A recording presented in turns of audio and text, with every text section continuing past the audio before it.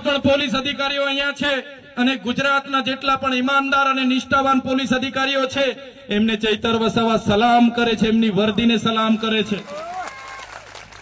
પણ એટલું જરૂર કહીશ, કેટલાક પોલીસ અધિકારીઓ અહીંના ધારાસભ્ય અને સાંસદના કેવા પ્રમાણે અમારા લોકોને હેરાન કરે છે। એવા પોલીસ અધિકારીઓ ક્યારેક ક્યારેક અમારા લોકોને રોડ પર ઉભા રાખીને ખોટી રીતે કનંગળ કરે છે, ડરાવે છે, ધમકાવે છે, રેડ પાડવામાં આવે છે।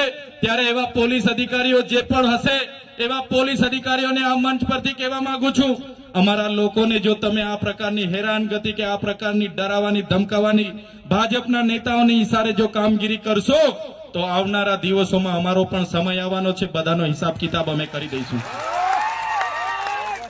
આવનારા દિવસોમાં અમારો પણ સમય આવવાનો છે।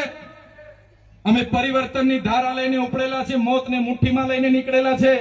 અમે સરકાર બનાવીને જંપવાના છે। ત્યારે જે દિવસે સરકારો બનશે ત્યારે એ દિવસે ભાજપના ઈશારે કામ કરતા તમામ લોકોના હિસાબ કિતાબ આમ આદમી પાર્ટી કરશે।